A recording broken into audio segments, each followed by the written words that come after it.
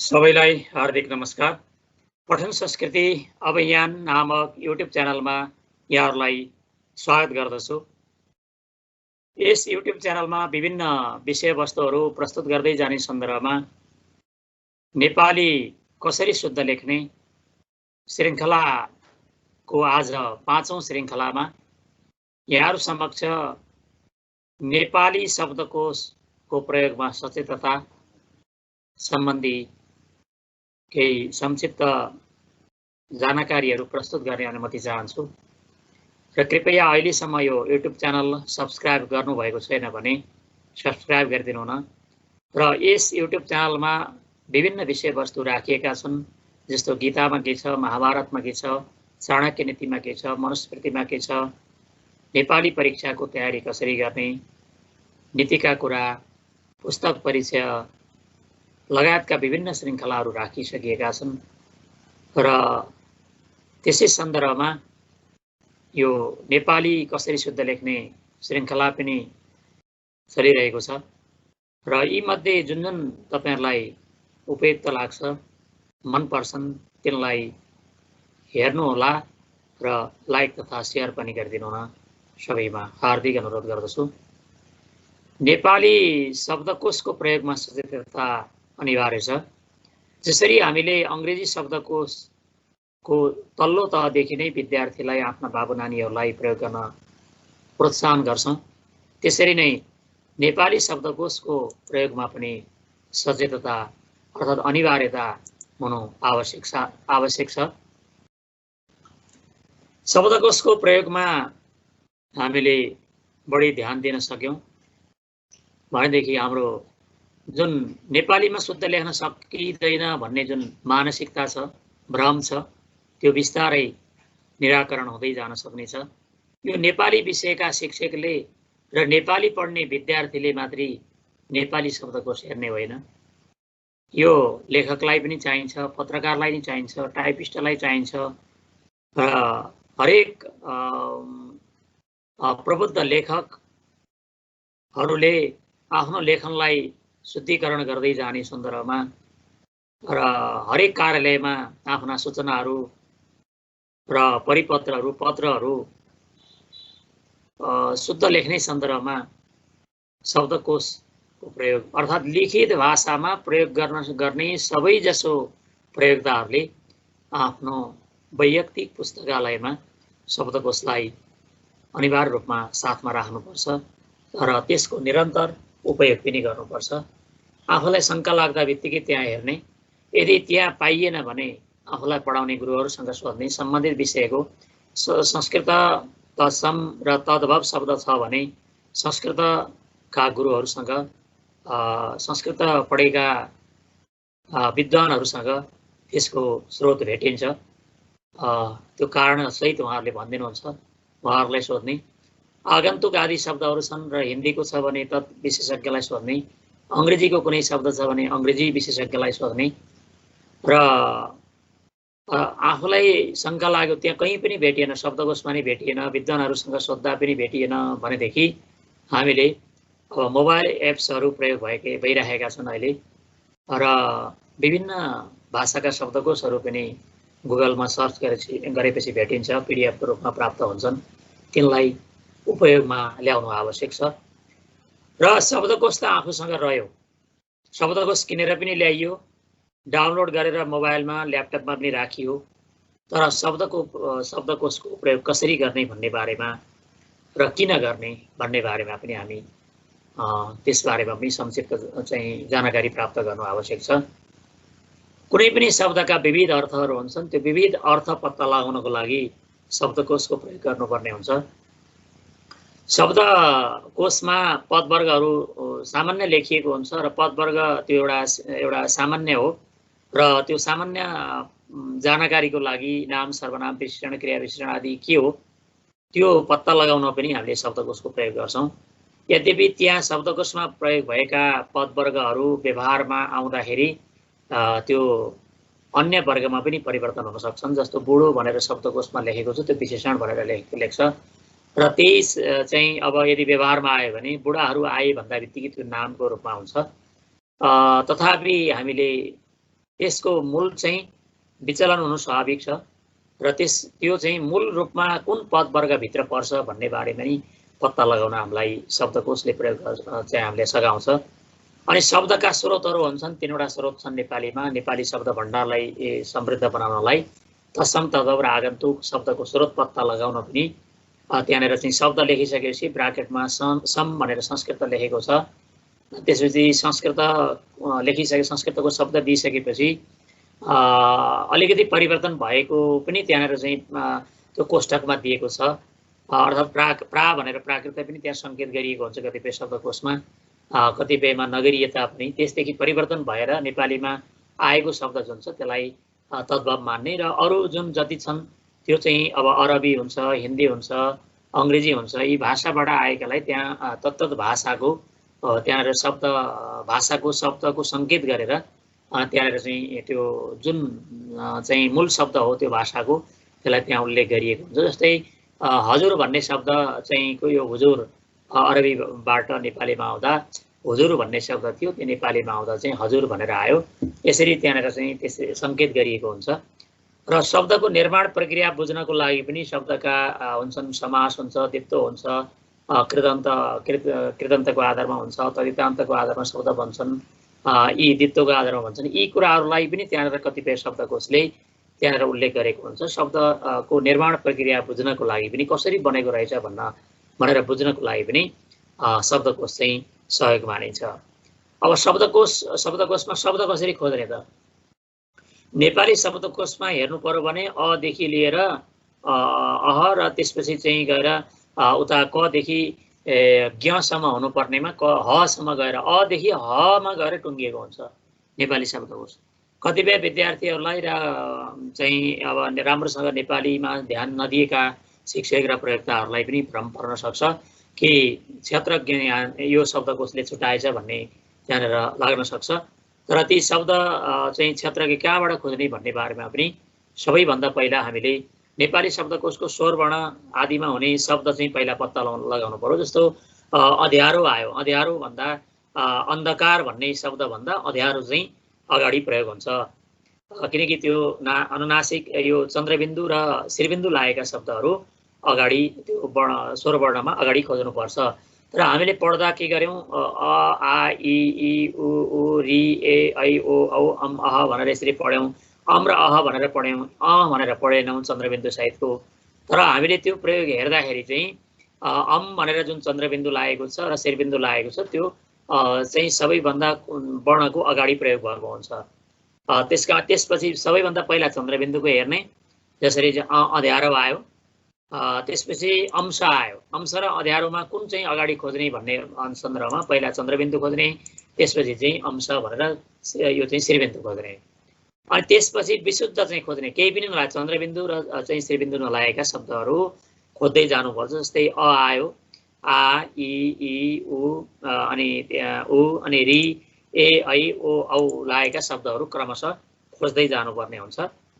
यो चाहिँ हामीले यो चाहिँ प्रत्येक चाहिँ स्वरवर्ण चाहिँ यसरी खोज्दै जाने र व्यञ्जन वर्णमा पनि यही नै हो। व्यञ्जन वर्णमा पनि यदि चाहिँ अब काँसा आयो, काँसा आयो, अब चाहिँ आयो भनेदेखि अगाडि प्रयोग गर्ने भयो।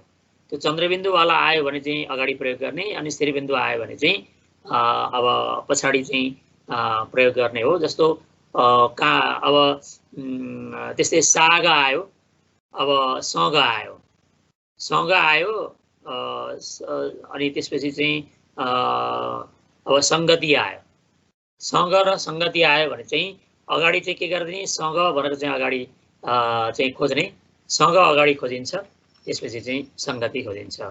सँग चाहिँ अगाडि खोज्दै जाने, सँग अगाडि खोजिसकेपछि हामीले चाहिँ सङ्गति खोज्ने। जस्तो सँग चाहिँ अगाडि आयो अनि त्यसपछि चाहिँ सङ्गति पछाडि खोजिने भयो। यो चाहिँ हामीले चाहिँ अब हेर्दाखेरि त के छ, यहाँ चाहिँ स नै छ, तर हाम्रो के छ यहाँ सङ्गतिमा चाहिँ अगाडि चाहिँ चन्द्रबिन्दु छ, त्यसपछि चाहिँ स हेर्ने। यो चाहिँ क्रमिक रूपमा हामीले यो शब्दमा हेर्दै जाँदा यो खोज्ने क्रममा यो हेर्नुपर्छ। र अ आ इ भएपछि चाहिँ अब हेर्ने, अम हेर्ने, अनि त्यसपछि अ आ इ ई उ ए ओ ऐ औ यसरी हेर्ने। र त्यस पछाडि चाहिँ हामीले क देखि हसम्मका वर्णहरू हेरिन्छ। त्यसमा पनि कबाट चाहिँ क हेर्ने, अनि त्यसपछि चाहिँ अब त्यसपछि चाहिँ कम हेर्ने, अनि त्यसपछि गएर कका किकी कुकु केकै कोकौ यस्तै क्रमिक रूपमा हेर्दै जाने र यसरी हसम्मका वर्णहरू हेरिन्छन्। र नेपाली शब्दकोशहरूमा ह वर्ण भन्दा पछाडि कुनै पनि वर्णको प्रयोग भएको पाइँदैन, किनभने त्यो चाहिँ क र स मिलेर यसभन्दा अघिल्लो चौथो श्रृङ्खलामा मैले संयुक्त व्यञ्जन वर्णको बारेमा चर्चा गर्ने क्रममा क र स मिलेर छ बन्छ भनेर मैले त्यहाँ चर्चा गरेको थिएँ। त्यस कारणले गर्दा हामीले छ वर्ण चाहिँ खोज्दा कहाँनिर खोज्नु पर्यो? क र स मिलेर चाहिँ छ बनेको हुँदा क्षेत्रीय आदि क्षेत्र यस्ता चाहिँ शब्दहरू खोज्नु पर्यो भने हामीले चाहिँ के गर्नु पर्यो? क भन्दा पछाडि र ख भन्दा अगाडि खोज्नु पर्यो। क को अन्तिमतिर यो चाहिँ क र स भनेको संयुक्त हो। पहिला चाहिँ क का कि कुकु केकै कोकौ यसरी क्रमिक रूपमा खोज्ने। त्यस पछाडि संयुक्त भनेको क देखि जोडिएर बढ्नेका वर्णहरू खोज्दै जाने क्रममा क र स वर्ण मिलेर क पछाडि चाहिँ अब त आयो भने चाहिँ कत हुन्छ। यस्तै तरिकाले चाहिँ क र स मिलेर चाहिँ जुन वर्ण बन्छ त्यसलाई चाहिँ छ बनेको हुनाले त्यस हुनाले ख भन्दा अगाडि र क को अन्तिमतिरबाट यसलाई खोज्ने प्रयत्न गर्ने। त्यस्तै र चाहिँ अनि अब यो तर र मिलेर चाहिँ त्र बनेको कारणले गर्दा यो त छ अनि त्यसपछि चाहिँ र छ। यो तर र मिलेर चाहिँ त बने यो चाहिँ र बनेको हुनाले तर र मिलेर चाहिँ त्र बनेको हुनाले हामीले चाहिँ यसलाई खोज्ने क्रममा चाहिँ के गर्ने? तर र मिलेर चाहिँ जस्तो यसलाई चाहिँ युनिकोड हो। युनिकोड चाहिँ यसलाई चाहिँ छुट्याइदिँदा यो जोड दिँदा बित्तिकै त्र भन्छ।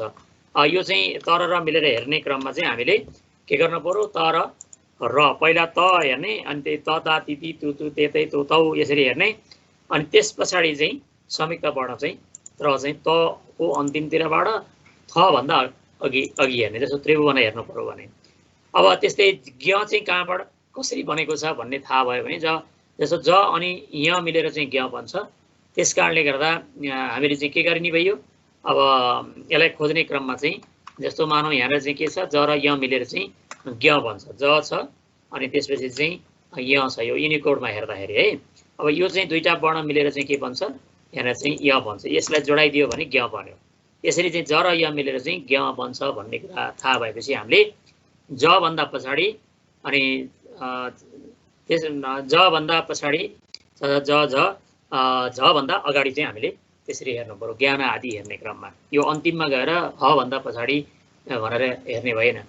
अब हामीले हेर्दै गयौँ दुईटा ब र व छन्, एउटा चिरेको छ एउटा पेट चिरेको छ एउटा नचिरेको छ। यसलाई हेर्नु पर्यो भने हामीले चाहिँ सुरुमा हामीले के गर्दिने? जस्तो अब बेकार आयो, बेकार भन्ने शब्द आयो, अनि त्यसपछि चाहिँ अब त्यसपछि अर्को चाहिँ एउटा वियोग आयो एउटा बिजोग आयो। मानौ यो दुईटै शब्द वियोग आयो एउटा बिजोग आयो भनेदेखि हामीले चाहिँ अब हेर्दा उच्चारण गर्दा त हामीले उयोग भन्दैनौँ, विशेषण भन्दैनौँ। त्यसैले हामीले चाहिँ ब उच्चारण गर्छौँ, विशेषण भन्छौँ। विशेषण हेर्दा यदि बमा देखिएन भने हामीले के गर्ने? वमा हेर्ने। अनि वमा चाहिँ खोज्दै जाँदा देखिएन भने बमा हेर्ने। यो चाहिँ हाम्रो ब र वको चाहिँ क्रमिक रूपमा हेर्दै जाने। अनि हाम्रो स तीनवटा छन्। तीनवटा स मध्ये चाहिँ अब हामीले कुन सको प्रयोग भएको हो भन्ने कुरा चाहिँ थाहा नहुन सक्छ। त्यस कारणले गर्दा पहिला मोटो सकोबाट हेरेर सर हेर्ने, त्यसमा भेटिएन भने पेटतिर समा हेर्ने, अनि पेटतिर सकोमा त्यसमा भेटिएन भने हामीले चाहिँ अब पातलो समा क्रमिक रूपमा हेर्दै जाने हो। जस्तो उदाहरणका लागि जस्तो प्रेम शब्द छ, पाठ शब्द छ, यी शब्दहरूलाई खोज्नु पर्यो। मानौँ अब यो चाहिँ प्रे भनेर त हामीले चाहिँ वर्णमालामा पढेनौँ। अब प्रे बन्नलाई चाहिँ कसरी बनेको छ त यहाँ वर्णहरू भन्दा भनेर चाहिँ हामीले हेऱ्यौँ भने अब यहाँ के छ? प छ, र छ, अनि यहाँ अर्को पनि छ यहाँ फेरि है। प र म ए अनि म अनि त्यसपछि चाहिँ अन्तिममा छ। यसरी चाहिँ 6 वर्ण मिलेर चाहिँ के छ? यहाँ 5वटा होइन 6 वर्ण मिलेर चाहिँ यो भएको छ। प्रेममा चाहिँ 6 वर्ण मिलेर चाहिँ यो के भएको छ? प्रेम शब्द बनेको छ। प र गर्दा प्र भयो, अनि के छ? अनि म अब प र यहाँ प र ए है, प र ए नै हो। यहाँ 5वटै वर्ण छन् प्रेमको सन्दर्भमा चाहिँ यो 5वटै वर्ण भए प र ए म अनि मिलेर चाहिँ के छ? 5वटा वर्ण मिलेर चाहिँ प्रेम बनेको छ। अब यो चाहिँ के छ? जस्तो यहाँ प्रेम हेर्दाखेरि चाहिँ के छ? यहाँ चाहिँ यहाँ मानौँ यो प हेरौँ, प लेखौँ, अनि र लेखौँ, अनि ए लेखौँ, अनि म लेखौँ अनि अ लेखौँ। यदि 5 वटा वर्ण छन् यिनलाई अब हामीले स्पेस दिएर लेख्दा चाहिँ यो चाहिँ भयो। अब यहाँ स्पेस नदिइकन लेख्दा के भयो, यहाँ चाहिँ प्र भयो है। अब यसलाई स्पेस नदिँदा यहाँ के हुन्छ, प्रे हो। यसमा चाहिँ गर्दा यहाँ प्रे चाहिँ यसरी आउँछ। यो चाहिँ यो युनिकोडको चाहिँ यो उसमा भएको कारणले गर्दा अर्को मङ्गल फन्टमा यो आएन। अब यहाँ म र अ मिल्दा चाहिँ के हुन्छ, यहाँ अब यो म र अ मिल्दा चाहिँ पनि म यसरी चाहिँ जान्छ। अब सामान्यतया यो चाहिँ हामीले चाहिँ क्रमिक रूपमा हेर्दै जान सक्यौँ भने यसलाई चाहिँ बुझ्न गाह्रो हुँदैन। त्यस्तै अब प आ ठ अनि अ मिलेर चाहिँ के छ, पाठ बनेको छ। प छ, आ छ, ठ छ अनि अ छ, यसरी उसलाई पाठ बनेको छ। त्यस कारणले हामीले के गर्नु पर्यो भन्दा यहाँ चाहिँ पाठ बन्नलाई चाहिँ प देखि चाहिँ पाबाट हामीले चाहिँ क्रमिक रूपमा हेर्दै जानु पर्यो। यसरी सर्वप्रथम शब्दको वर्ण संरचना बुझाएपछि यी मध्ये शब्दकोशको कुन शब्द पहिला र कुन शब्द पछि खोज्ने भन्ने चाहिँ कुरा विद्यार्थीले जानकारीले यो प्राप्त गर्न सक्छन्। त्यसैले हामीले वर्ण संरचनामा विशेष ध्यान दिनु पर्यो। वर्ण संरचनामा ध्यान दियो भने हामीले चाहिँ यो गाह्रो चाहिँ हुँदैन। यो वर्ण संरचनाका सन्दर्भमा चाहिँ हामीले यो ख्याल गर्दै जानुपर्ने स्थिति रहन्छ। यो वर्ण संरचनाको सन्दर्भमा अब यहाँ चाहिँ यो मङ्गल फन्ट आदिमा प्रयोग हुने सन्दर्भमा चाहिँ आउँदा चाहिँ यो चाहिँ यी वर्णहरू प्रयोग भएका हुन्छन्। यी वर्ण प्रयोग भएका शब्दहरूलाई हेर्दै जाने सन्दर्भमा चाहिँ हामीले अब यो कोकिला आदि फन्टहरूमा चाहिँ यो क्रमिक रूपमा त्यसरी आएको हुन्छ। जस्तै यहाँ कोकिला फन्ट भयो। जस्तै यहाँ चाहिँ यो यही प्रेम शब्दलाई हेरौँ। अब यहाँ के छ, प छ अनि र छ अनि चाहिँ ए छ अनि म छ अनि त्यसपछि चाहिँ अ छ। यसलाई चाहिँ हामीले क्रमिक रूपमा जोड्दै जाने प्रयत्न गरौँ। अब प र गर्दा प्र यहाँ चाहिँ क्रमिक रूपमा चाहिँ यो प्र जान्छ। यो प्रीति फन्टमै आयो, अहिले प्रीति फन्टमा आएको हुनाले यस्तो भइदिया हो। अब यो चाहिँ युनिकोडमा चाहिँ सामान्यतया त्यस्तो स्थिति रहँदैन। युनिकोडमा चाहिँ जाने सन्दर्भमा चाहिँ यो चाहिँ स्थिति आउँदैन। यो शब्दहरूको चाहिँ यो संरचना चाहिँ बनेको देखिन्छ। जस्तो प आयो अनि र आयो अनि ए आयो अनि म आयो अनि त्यसपछि चाहिँ अ आयो। अब यी वर्णहरूलाई चाहिँ हामीले चाहिँ क्रमिक रूपमा चाहिँ जोड्दै स्पेस चाहिँ यहाँनिर स्पेस राखिएको छ। स्पेस राखिएकालाई चाहिँ हामीले चाहिँ जोड्दै जान सकौँ। या प र ए मिल्दा चाहिँ यहाँनिर यो प्रे नै कतिपय सन्दर्भमा यहाँनिर आएन, चाहिँ कतिपयमा बन्छ कतिपयमा बन्दैन। यो स्थिति चाहिँ हामीले चाहिँ यो हेर्दै जाने हो। म आयो, म र अ मिलेर चाहिँ म बनेको छ भन्ने सन्दर्भमा यसरी चाहिँ हामीले यसलाई हेर्दै जान सक्छौँ। अर्थात् वर्ण संरचना हामीले चाहिँ अर्थात् हामीले आफ्नो नाम जस्तो कसैको नाम चाहिँ विनिता छ, विनिता छ भने चाहिँ विनिता भन्ने नाम छ भने विनितामा कतिवटा वर्ण छन् भनेर हामीले पहिला चाहिँ छुटाउनु पर्यो। विनितामा के छ, यहाँनिर चाहिँ व छ अनि त्यसपछि चाहिँ इ छ अनि न छ अनि दीर्घ इ छ अनि त छ अनि के छ, आ छ। यसरी चाहिँ के भयो, यहाँनिर 1 2 3 4 5 6वटा वर्ण मिलेर के भन्छ, विनिता बनेको छ। अब विनिता बनेको छ भने हामीले हेर्दाखेरि अङ्ग्रेजीमा के छ, प्रत्येक वर्णहरू जोडिएर चाहिँ जोडिएर एकदम संयुक्त भएर त्यसरी रहने स्थिति रहँदैन, सजिलो छ त्यहाँ खोज्न। तर यहाँ नेपालीमा चाहिँ गाह्रो भएको हुनाले यहाँ विनिता हेरेर चाहिँ बीबाट हेर्ने अनि त्यसपछि बिनी न यो चाहिँ पछाडि यो न आउनुभन्दा अगाडि यसरी क्रमिक रूपमा चाहिँ यो शब्दहरूको संरचना कसरी भयो भनेर हेरियो भने यसलाई चाहिँ गाह्रो चाहिँ हुँदैन शब्द खोज्नलाई। हामीले यो प्रयत्न गरौँ र यो प्रयत्न हामीले शब्दहरू मध्येमा चाहिँ कुन चाहिँ शब्दकोश चाहिँ प्रयोग गर्ने त अब भन्ने सन्दर्भमा अब तत्सम शब्दको लागि चाहिँ यो विद्यार्थी पुस्तक भण्डारले निकालेको चाहिँ शब्दकोश छ, विद्यार्थी पुस्तक भण्डार छ। यो पुस्तक भण्डारले चाहिँ निकालेको यो काठमाडौँबाट निक्लेको छ। त्यो चाहिँ किताब चाहिँ दुईटै चाहिँ तत्सम र तद्भवको लागि बढी उपयोगी मानिन्छन्। यो उपयोगी मानिन्छन्। यो मध्ये चाहिँ तत्सम टीका दत्त बराल है, टीका दत्त बरालका यो चाहिँ तत्सम र तत्सम शब्दकोश र तद्भव शब्दकोश यो दुईटै चाहिँ त्यहाँनिर उपयोगी मानिन्छन्। अनि अर्को चाहिँ हामीले मोबाइल एप्स हेर्ने सन्दर्भमा केशवानन्द गिरी भन्ने ले प्रकाशन गर्नुभएको छ। अहिले मोबाइल एप्स चाहिँ यो प्रयोगमा ल्याउनु भएको छ। केएन स्वामी भनेको छ, त्यहाँनिर केएन स्वामी भनेर अङ्ग्रेजीमा हामीले सर्च गरेर हेऱ्यौँ भने त्यहाँनिर चाहिँ मोबाइल एप्स पाइन्छ जुन अङ्ग्रेजी त्यसपछि गएर अङ्ग्रेजी अनि नेपाली, संस्कृत अनि हिन्दी गरेर 4वटा भाषामा 4 लाख शब्दहरू त्यहाँनिर चाहिँ रहेका छन् र मूल चाहिँ संस्कृत शब्दकोश हो। केएन स्वामीको संस्कृत शब्दकोश चाहिँ त्यहाँनिर चाहिँ त्यो हेरेर मोबाइल एप चाहिँ डाउनलोड गरेर हेर्न सकिन्छ। यसलाई चाहिँ यो प्रयत्न गर्ने केएन स्वामीको संस्कृत शब्दकोश अत्यन्त महत्त्वपूर्ण छ। यसलाई चाहिँ हामीले बढी प्रयोगमा ल्याउने र नेपाल प्रज्ञा प्रतिष्ठानको पनि शब्दकोश छ, नेपाली बृहत शब्दकोश छ, त्यो पनि डाउनलोड गरेर राख्दा हामीलाई सहयोग हुनेछ। नेपाली मात्रै शब्दकोश हेर्दा यद्यपि त्यो शब्दकोशमा पनि धेरै त्रुटिहरू छन्, त्यसलाई हामीले त्यसको स्रोत हेरेर कतिपय त्रुटिहरूलाई त्यसको मूल स्रोत हेर्दै जाने त्यो प्रयत्न गर्नुपर्छ। र अर्को चाहिँ शब्दकोशै राख्नु पर्यो भने आप्टेको चाहिँ शब्दकोश छ। आप्टे वामन शिवराम आप्टे भन्ने छन्, वामन शिवराम आप्टेको यो चाहिँ शब्दकोश छ। यो चाहिँ संस्कृत हिन्दी शब्दकोश छ। यो संस्कृत हिन्दी शब्दकोश छ। यो शब्दकोश चाहिँ हामीले चाहिँ तत्सम शब्दलाई चाहिँ हेर्न सकिन्छ। अनि कुलचन्द्र गौतमको चाहिँ नेपाली संस्कृत नेपाली शब्दकोश छ।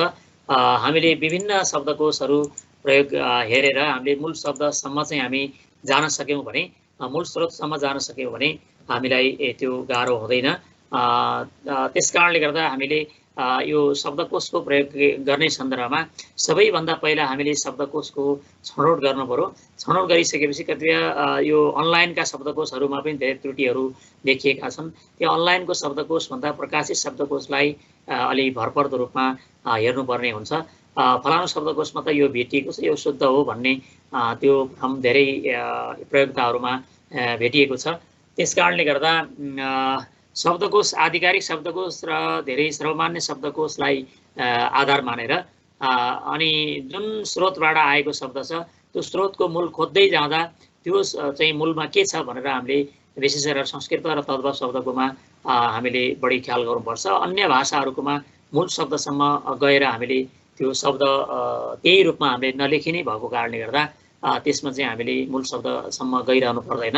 आगन्तुक शब्दको लागि, तद्भव र तत्सम शब्दको लागि हामीले चाहिँ विशेष गरेर मूल शब्द पत्ता लगाउनको लागि तत्सम शब्दलाई संस्कृतमै जानु पर्यो। त्यसका मान्यताबाट चाहिँ के कति परिवर्तन भएका छन् त्यो हेर्नु पर्यो। र तद्भव शब्दको लागि चाहिँ प्राकृत व्याकरणबाट के कति परिवर्तन भएर आए, शब्द कसरी परिवर्तन हुँदै आयो भन्ने बारेमा चाहिँ, जस्तो अग्नि, अग्ग, आगो आयो। आगो भन्ने शब्द संस्कृतको तत्सम शब्दमा अग्निमा हामीले प्रयोग चाहिँ गरेका छौँ, नेपालीमा नि गर्छौँ अग्नि शब्द, र आगो शब्द नि प्रयोग गर्छौँ। र त्यसको मूल चाहिँ अग्नि भयो, तर कसरी आगो आयो त भन्ने सन्दर्भमा हामीले प्राकृत व्याकरणका केही मान्यताहरू पनि हेर्नुपर्ने हुन्छ। र त्यसलाई अलि विशिष्ट ज्ञान, विशिष्ट अध्ययन अनुसन्धान गर्ने प्रयोक्ताहरूले हेर्ने हो। र सामान्य प्रयोक्ताहरूले मूल शब्दकोश एउटा संस्कृतको शब्दकोश र अर्को चाहिँ अब अङ्ग्रेजीका शब्दकोश राखिहालिएको हुन्छ। र सामान्यतया मोबाइल एप्स चाहिँ प्रयोग गर्नको लागि केएन स्वामीको मोबाइल एप्सले 4वटा भाषालाई दिशानिर्देश गरेको कारणले गर्दा हामीले त्यसलाई उपयोग गर्न सकौँ र नेपाली बृहत शब्दकोशलाई पनि हामीले प्रयोगमा ल्याउन सक्छौँ। र संस्कृतका शब्दकोशहरू मध्येमा विद्यार्थी पुस्तक भण्डारबाट निक्लेका 2टा शब्दकोश वा अमरकोश वा अन्य चाहिँ संस्कृतका शब्दकोशहरूलाई पनि हामीले उपयोगमा ल्याउन सक्छौँ। किनकि अन्य संस्कृतका कुनै पनि शब्दकोशहरू त्रुटिपूर्ण त्यति मानिँदैनन्। जस्तो नेपाली शब्दकोश जति एउटा विवादमा रहेको छ, नेपाल प्रज्ञा प्रतिष्ठानबाट निक्लेको, त्यस्तो विवादित शब्दकोश हुँदैनन् संस्कृतका। र आगन्तुक शब्दकोश हिन्दीका सन्दर्भमा पनि हिन्दीमै प्रयोग भएका होलान्, तर नेपालीमा कसरी आएका छन् भन्ने बारेमा, तद्भव र तत्सम शब्दको बारेमा हामीले त्यसको मूलसम्म गएर त्यसलाई पत्ता लगाउन सक्छौँ र हेर्दै जान सक्छौँ। जति हामीले शब्दकोश प्रयोग गर्दै जान सक्यौँ त्यति चाहिँ हामीले के हुन्छ, एउटा शब्द हेर्न पल्टाउन, शब्दकोश पल्टाउँदा हामीले धेरै शब्दहरू देखिरहेका हुन्छौँ। सो त्यो आँखाले हामीलाई त्यहाँ ख्याल नगरे तापनि त्यो आँखाले त्यहाँनिर चाहिँ यो मैले यो देखेको थिएँ भन्ने त्यहाँनिर अलिकति हामीलाई पछिसम्म लेख्ने क्रममा चाहिँ अलिकति त्यसले सचेत गराइरहेको हुन्छ। र शब्दकोशको प्रयोग अनिवार्य हुनुपर्छ र बल्ल मात्रै हामीले शब्द शुद्ध लेख्न सक्छौँ र नेपाली शुद्ध लेख्न सक्छौँ भन्ने चिन्तन तर्फ हाम्रो ध्यान आकृष्ट हुनु जरुरी छ। भन्ने अपेक्षासहित आजको यो 5औं श्रृङ्खला यहाँहरूलाई के कस्तो लाग्यो, यहाँहरूका सल्लाह सुझाव प्राप्त भइरहनेछन् भन्ने अपेक्षासहित आजलाई बिदा चाहन्छु। धन्यवाद, नमस्ते।